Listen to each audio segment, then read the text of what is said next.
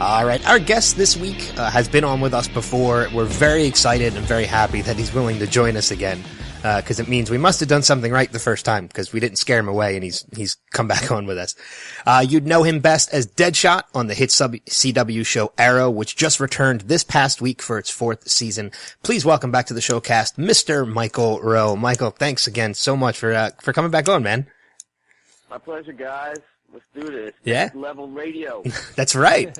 Glad you remembered. Yeah, I mean, we're definitely excited to talk to you. You were one of our favorite guests from, we've had the chance to talk to a number of people from Arrow, and yourself, Selena Jade, oh God, my mind is blanking? James Banford, yeah. And Bam Bam, nice. Yeah, Bam Bam was a lot of fun. We've stayed in contact. I know Adam at least has stayed in contact with him. Yeah, we're trying to get him back on too, but he's directing an episode this season. I mean, he's just super busy. Oh yeah, Bam is a busy mofo. What's hilarious about Bam is that I actually knew him because we lived in the same neighborhood in Vancouver. So when I first moved here, I used to see him around the neighborhood. Then I started working at a local gym that he used to train at. So originally, when I auditioned for the show, I didn't know that he was attached to it as the coordinator, or I think he's more like the fight choreographer. Right. But, he calls me up, and I just found out I had the gig. He calls me and he's like, hey, is this Michael Rowe? I'm like, yeah. He's James Banford. I'm like, oh, hey. He's like, you work at Spartacus Gym? I'm like, yeah. And so I don't know who it is or why he's calling yet. And he goes, oh, okay, so I work on the show Arrow, and I get into work today, and your picture is on my desk, and I'm really confused as to what's happening. I'm like, oh, Bam Bam, yeah, how's it going? Yeah, I auditioned for the show. They told me I got it. He's like, okay, so I do the fight stuff for that, and I was expecting this guy to come up from L.A. that we were looking at for the role, but apparently now they're going with you. And I was like, why is this picture of the dude that, works the front desk at my gym on my desk? And so we had this bizarre conversation, man, but I was psyched that he was on the show because I'd chatted with him before about stuff. And he was psyched that he knew he had somebody athletic coming in to do the role, and that he had somebody who's local, so he'd have more time with him to go over the stunt teams and stuff like that. So yeah, I'll never forget that, man. Bam kind of I confused the hell out of him, but we became really tight on that show, and I always see him around the neighborhood, and yeah, he's a good dude, man. I like that a lot. It is a very fit cast, I must say. I think everyone's in really good shape. Totally. When I first showed up on the show, I think I weighed 152 pounds or something, and I was like, I work out, but these dudes look like professional wrestlers, and if it's gonna be believable that I can beat them in a fight, I need to put some weight on. So I started changing around things a little bit. I think I weigh maybe 15 pounds more than I did back then now. Yeah. Oh wow. It's working slowly but surely. Speaking of professional wrestlers, I know Steven did a little stint with WWE. I don't know, were you were you one of the people that watched that? Because I know I know a bunch of people from the cast were showing pictures of themselves watching him, cheering him on at SummerSlam and such. I don't know if you got the chance to see it at all. I haven't spoken to Steven in a while. I don't really watch WWE. I don't really keep up with that. I'm a wrestling fan, but mostly throwback stuff. I like watching, the hits. Go back to old WrestleManias, relive those moments again. Yeah. I love talking about old wrestling facts. I love reading the wrestlers' biographies.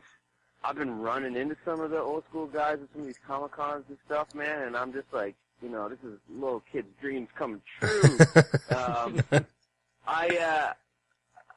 I heard he was doing it. I thought it was great. I saw a clip of it that someone posted to somewhere, but I didn't watch it live. I wasn't really sort of in the lead up to it or anything like that. It's funny because I don't know if last time we spoke, had I already been in New Zealand? It was right before, because I think one of our questions was where have you? We used to do a rapid fire thing. So one of them was where have you always wanted to go and you haven't been able to go? And you said New Zealand, and I think you were saying you were going the next week or something like that. So I think it was right before. That makes sense. So when I went to New Zealand, there's like a local wrestling circuit there, and they were like hooked into the Comic-Con, and we were like hanging out and having drinks together and stuff like that. And these guys are fans of the show, and I was like, man, I'm a huge fan of wrestling. Like we can talk for days about my knowledge of like 80s and 90s pro wrestling. So I ended up making good friends with them. And then on the last day, they're having this big tournament, and one of the last matches is a tag team match. And I'm like, dude, you want to get in on the match? And I'm like, all right, what do I got to do? And they're like, well, we're thinking we'll get you in as a guest referee. I'm like, screw that, dude. If I get in now, I'm going to beat out somebody. And so they're like, well, okay, so you know how to wrestle? I'm like, yeah, all right. So you've wrestled before? No. Okay, well, we'll like figure it out. I'm sure you'll be able to do it, but like, what kind of moves you want to do? I'm like, I'll do some like DDTs, maybe drop kick, jump off top rope. And he's like, you know, a lot of wrestlers can't jump off top rope. Have you been in a wrestling ring before? And I'm like, no, I haven't. They're like, and you can do this? I'm like, yeah, man, I've done this a million times in my mind. They're like, just show up 30 minutes earlier, and we'll just like make sure you're comfortable with it, and then we'll get you involved in the match. So it was all just like conceived in that last 30 minutes, and what they were going to do is have the bad guys come out first. I would introduce everybody for this tag team match. The villainous guys came out, caused a lot of beef with me, said, oh, you got a stunt man on your show, this and that, and then the good guys came out, you know, acting like I knew these guys, we were friends, and one of the good guys gets hurt, and the guy gets beat down by the two bad guys. Then he reaches up for his tag team partner, right? That classic move. He's not there because he's out cold on the floor, and so he's got nobody to tag in, and he's all beat to a snot. So then he looks over at me and reaches out to me, and then the crowd just goes crazy, and I'm like, oh, man, should I do it? Should I get in the ring? And everybody's like, go, and everybody starts chanting, dead shot. And so I just ripped my shirt off and jumped up on the top rope, man, and did like a flying body press and took them out, did a couple kicks, a couple DDTs, ended up pinning them both with like the patented Macho Man elbow off the top rope. So I ended up pinning off the top rope twice, and that was like one of the best moments of my life, dude. So I kind of beat Steven to the wrestling. Yeah. I know he did it on a pay-per-view and everything, but I did it when I went to New Zealand 2 Mays ago.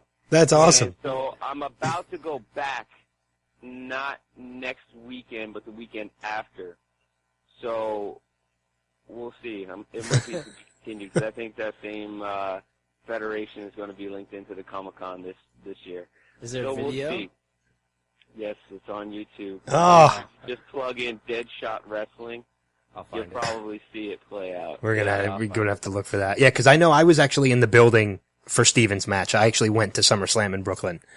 No shit. That's awesome. Yeah, it was really cool to, I mean, and just being a massive fan of him and everybody else from the show, like, it was just really cool to be there. Cause, I mean, I knew, you know, the same way, like, it was one of the best moments of your life. You know, we know from him and him being active on social media that it was the same thing for him. It was one of, like, a dream come true for him. So it was really cool to be in the building to see that as well, to see it in person. Yeah, I bet, man. One of the guys that was in New Zealand with me was David Ramsey. He plays Diggle on the show.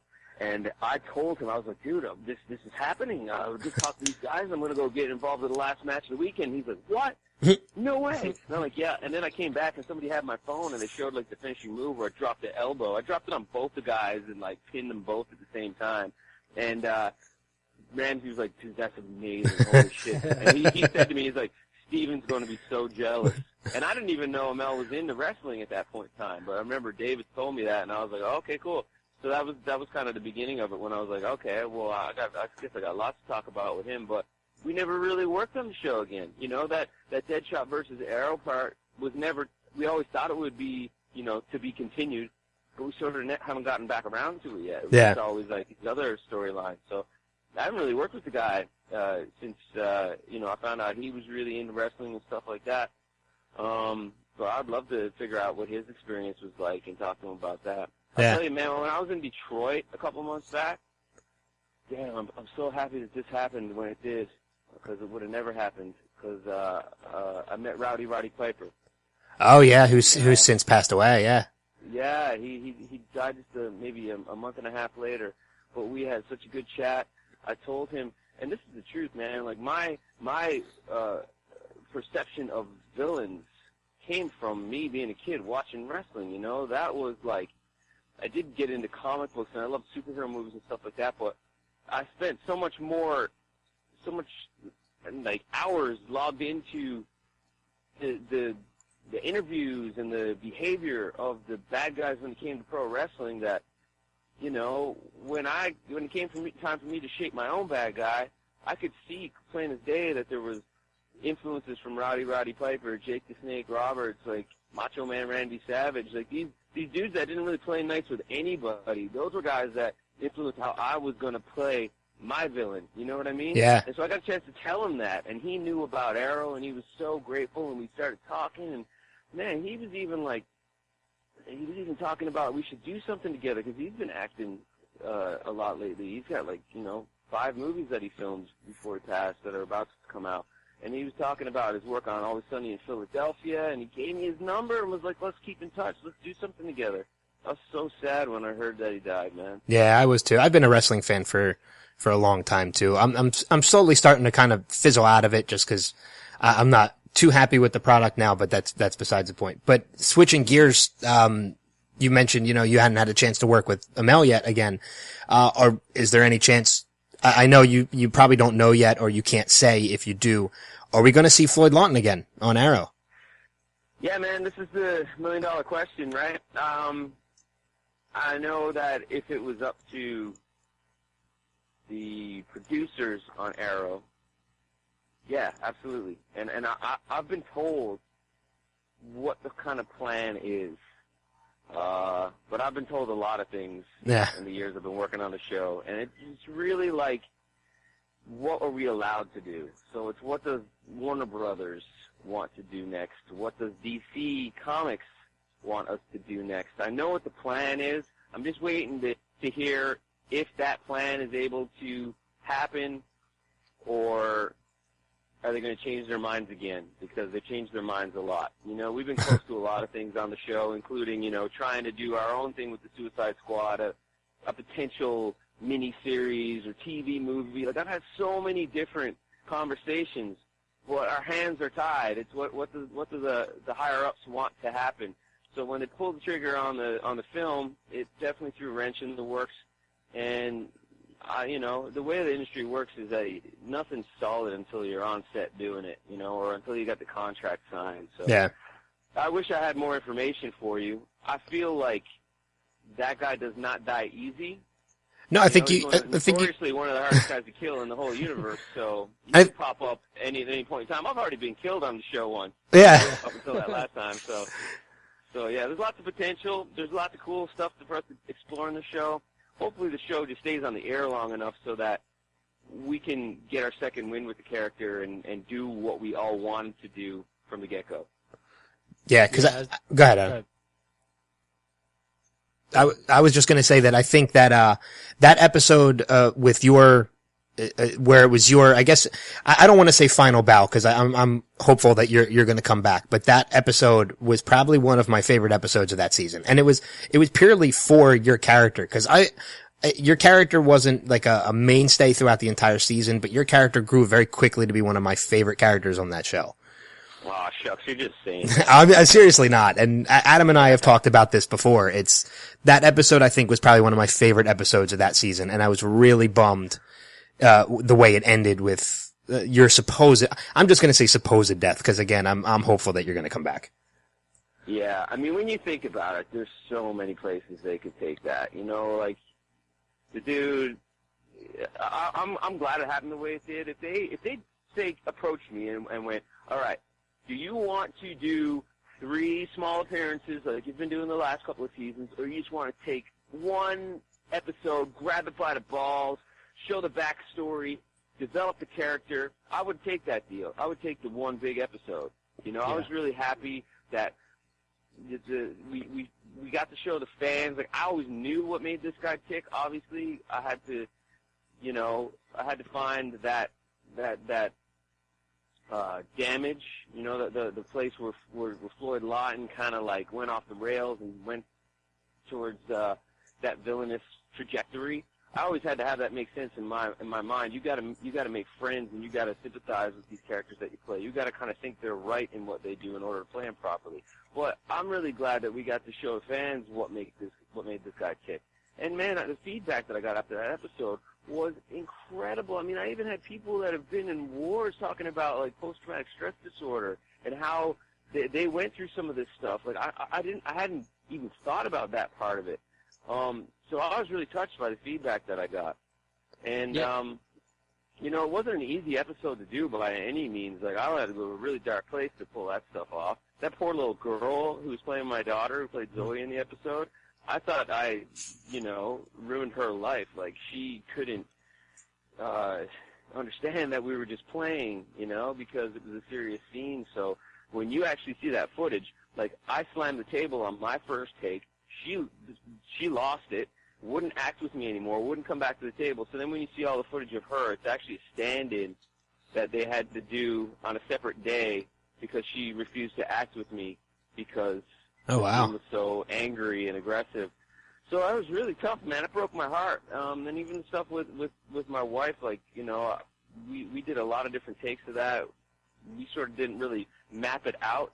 We just had me completely lose my shit. Like, I was smashing stuff. I think I headbutted the refrigerator in one take. Like, it was just, it was crazy. And we even had to change stuff around because they were like, they're not going to let us show this on TV. You got to kind of dial it back a bit. So, yeah, we kind of, like, went all in with that stuff. And I got sick after we finished filming it because it was just really stressful. Yeah. I was gonna say, it came out good. It came out looking pretty good, so I was happy with it. Yeah, I was gonna say it came out fantastic for someone, you know, with minimal acting experience coming into the role. You really did a great job with it, I would say. And the nice, I don't know, nice is the right word, but the positive or outlook for it is that, you know, not only is it almost impossible to kill any villain in any comic series, but we've even seen people now on Arrow come back to life legitimately, like be killed and come back to life. So right, like be killed, see their body, and then be resurrected. Yeah. I know, man. I guess that's the beauty about this sort of universe. It's like there's no rules. The regular rules do not apply. You can always write a story that helps it make sense. Yeah. You know what I mean? Yeah. So, like I said, there was so much potential. I mean, Floyd's got this personality that's just like, doesn't really play well with anybody, but he pokes and prods and kind of like has truth behind things that he says and wisdom without trying, and you know, he's just so unique, and he says all the shit that other characters won't do or say because he just doesn't care about himself, and he kind of has this death wish, so it makes him completely free to be a total jerk, kind of have a dark sense of humor about everything and say, you know, it's all pointless anyways. So you can write him in a way that you can't really write a lot of the characters. But then to pair him up with characters that are all business and all serious, kind of like, you know, what they did with Diggle. I mean, imagine where you could go with that when you got a chance to pair him up with other characters. I think that the potential is just crazy to pair him up with somebody like, you know, some of these new characters that they have on The Flash and the Legends of Tomorrow. I mean, if they want to take that approach, I think the possibilities are endless, and you have a lot of fun with it. Yeah, absolutely. Yeah, miniseries would have been really cool, and I kind of, I don't know if it sucks that the Suicide Squad movie's coming out, but if it killed that idea, I mean, it's kind of a bummer. But what are you expecting? I mean, are you excited to see the Suicide Squad movie, you know, having portrayed a character in the Suicide Squad? Yeah, I mean, I saw the trailer for it, and I was like, this is going to be great. Like, just as a fan, I want to see it.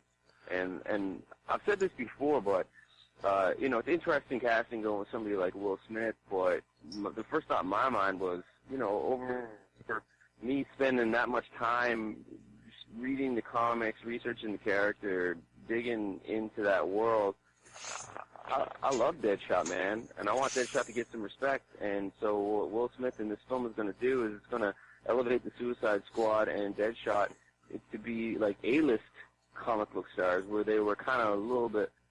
for the diehard hardcore audience before. You know, they'll be household names now, so those characters are going to get the respect that they deserve because I love that shit. Yeah, and you got to think about it now too. That now with Will Smith playing the character of Deadshot in the Suicide Squad movie, you are now in the same league as Will Smith. That's the way. That's right. That's the way I look at it. You're now on the same level. Exactly. Yeah. I think, like, you know, I think that they're going to do a good job with it. I like that. I mean, anytime any actor has been announced to play any superhero or comic book character, everybody's always, like, starting to crap all over it, you know? You're never going to make everybody happy. But these choices that they made for this film, I think they were strategic. I think they're going to work great. I love that director.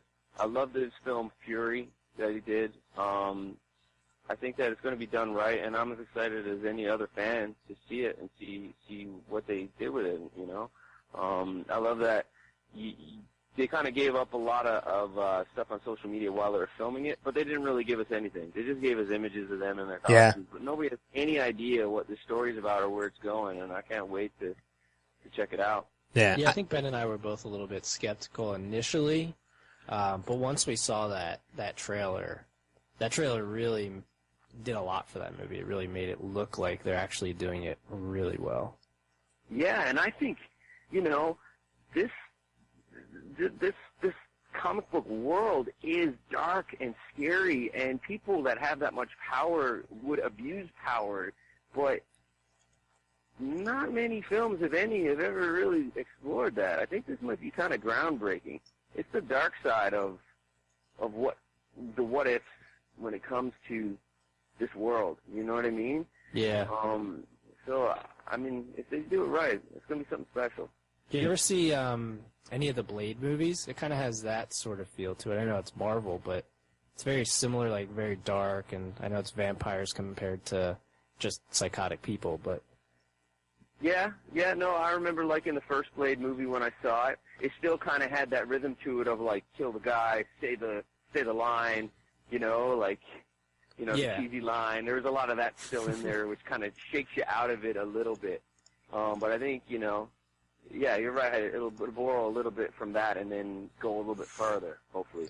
Yeah. I know since last time we talked to you, there's been, in addition to Suicide Squad, there's been a ton of movies announced. I mean, Marvel did their whole, I think, Phase 3 with all the movies that they've coming out leading up to Infinity Squad, or Infinity Wars, Infinity Gauntlet. I don't remember what it is.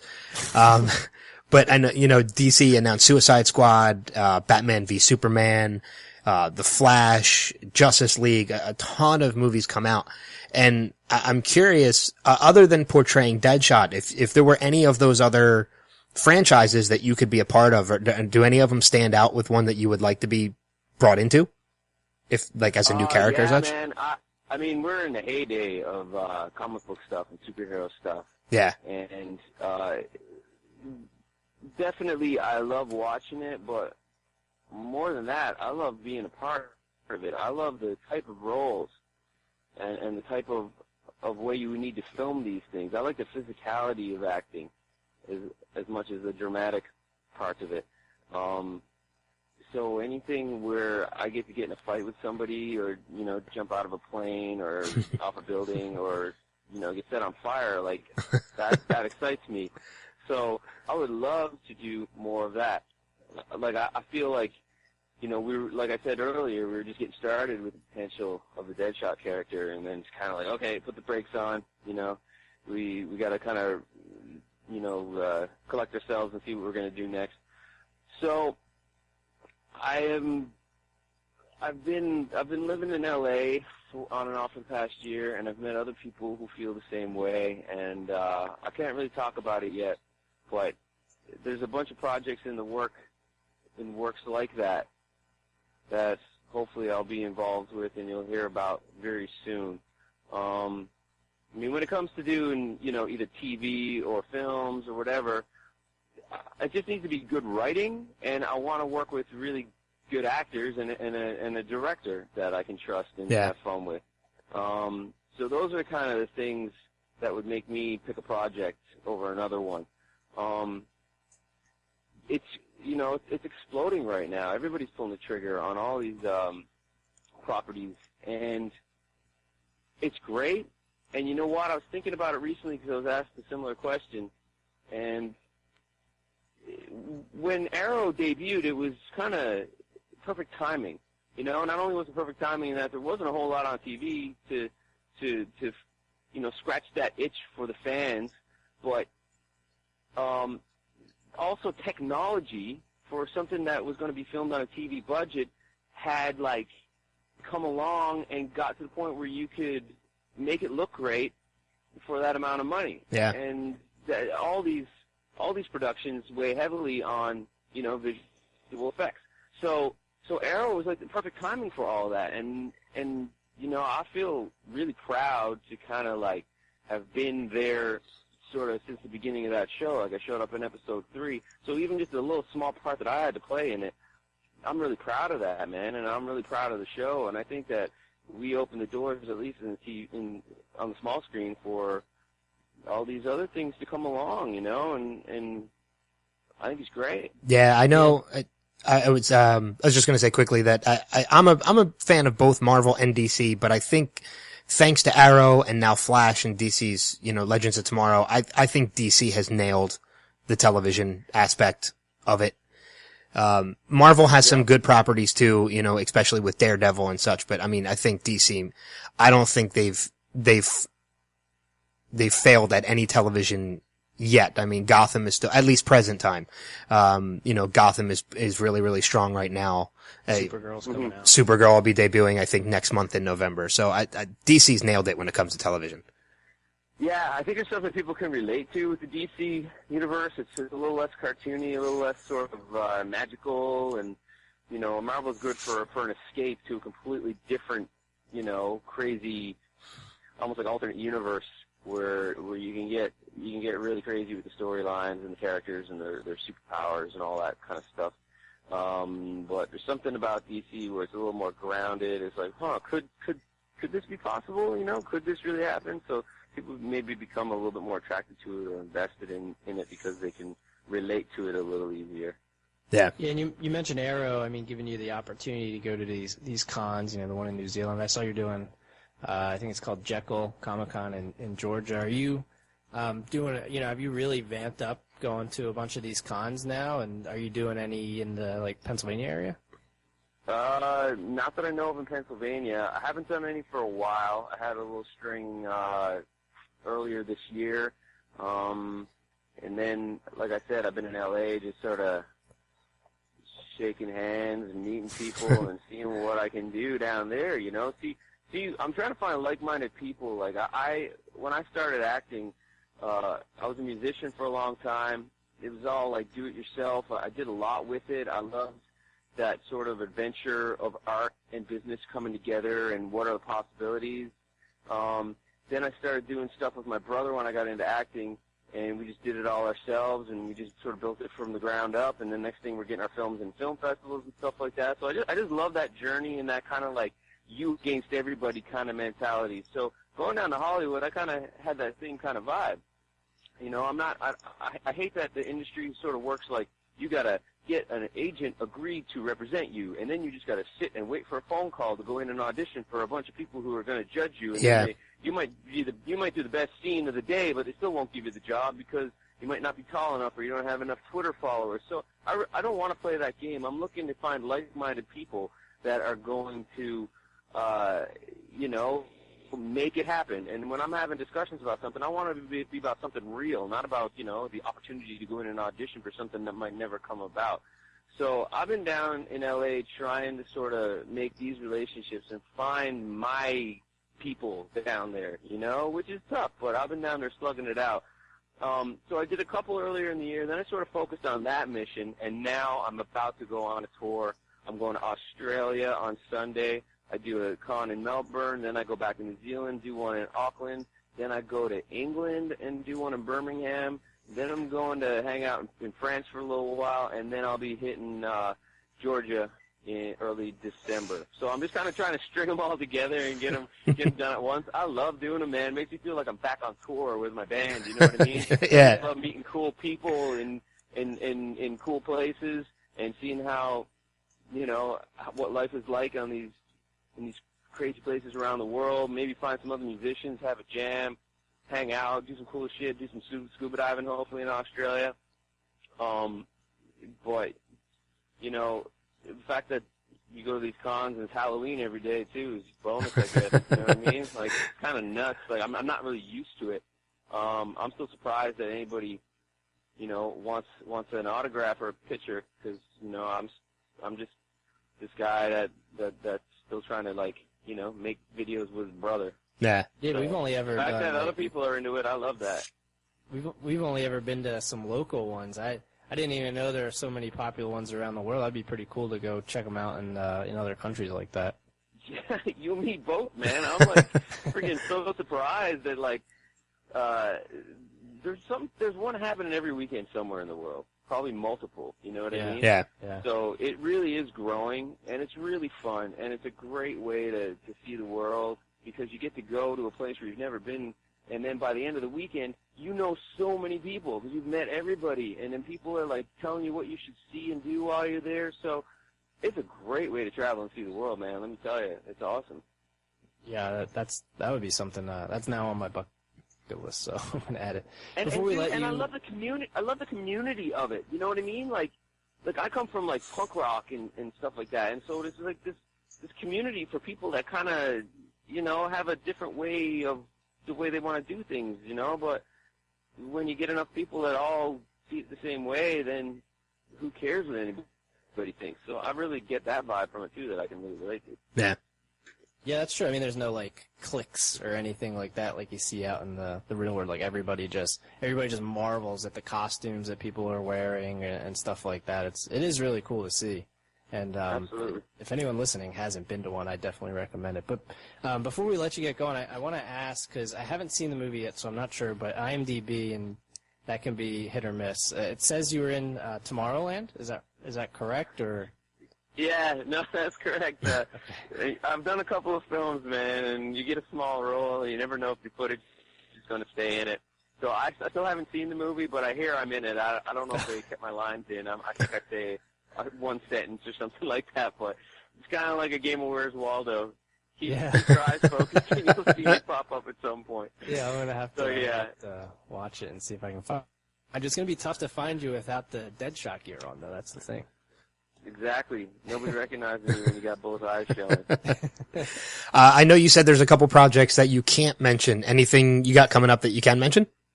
Let's see. I just finished a short film with my younger brother. He wrote and directed it. He got one of the largest short film grants in Canada, and it's called Vehicular Romanticide. It's a super dark comedy about a girl who is having trouble meeting guys, and she's a little bit socially awkward, so she,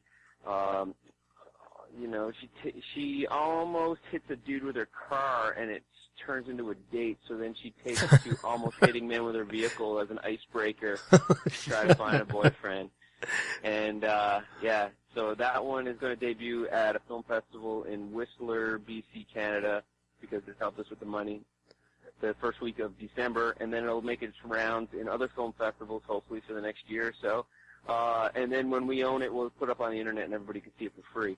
So I'm super proud of that one. My little brother's really talented, and he's growing into his own. It's great to see. You know, we put so much work into it, and we're both kind of like, we keep moving forward and won't be denied. I find, you know, me and him are a great team, and we'll do lots of stuff together. Yeah. We're actually developing our own superhero-based series. That is one of the things I've been talking to people about in LA. Probably the best format for it, I think, is like a web series. Mm-hmm. So if we can get somebody to help us out with that, that's a really great idea. But I can't really say too much of what it's about. The other thing I guess I can say is there's another popular web series called Superpower Beatdown. I don't know if you guys have seen that. Yeah, I'm not familiar with that one. Not yet, no. Yeah, not yet's a good way to put it. These dudes, their production company's called Bat in the Sun, and they do this thing called Superpower Beatdown, where they pair up two comic book characters or just people of that world. It could be like a video game character, someone from a cartoon, someone, from just some action entity somewhere along the lines, but, they pair up characters from two different worlds that would never meet. My favorite one that they did is Darth Vader versus Batman. And the production level, yeah, it's great, man. And these have got a lot of views and stuff like that. So I've just been hanging out with those dudes, and we have agreed that I will be in their next episode of that. I can't really tell you what's planned, but it's going to be cool. I'm going to keep an eye out for that. I know I'm familiar with Bat in the Sun because we, at Wizard World Philly last year, we talked to Jason David Frank, and he does My Morphing Life with them. So we'll have to keep an eye out for the next one that you're in, so we can kind of post that on our social media pages, because that would be pretty cool. Absolutely, man. And there's a couple of other things. Like, I've just literally had conversations to continue the discussion this morning, and even if this call happened tomorrow, I might have been able to give you a little bit more. But when it's announced, we'll have to get together and chat again, and I can tell you exactly what's going through my mind right now. Cause, it's going to be pretty cool if it all works out. Yeah. Well, I mean, we're definitely excited for you. And as we had said before, Adam and I are definitely huge fans of you. So we're excited to see what you got coming up in the future. Thanks, man. I really appreciate that. So, I love talking to you guys. Yeah. We'll absolutely have you back on. But, in the meantime, thanks again. I know, your social media, Twitter and Instagram is, at Captain_Rowe, correct? Correct. So yeah, we'll definitely send people your way too to check you out on both Instagram and Twitter. But, Michael, thanks again for joining us, man. This was great. My pleasure, guys. Thanks for having me. We'll absolutely have you on again. But in the meantime, we'll be back with the showcast right after this break.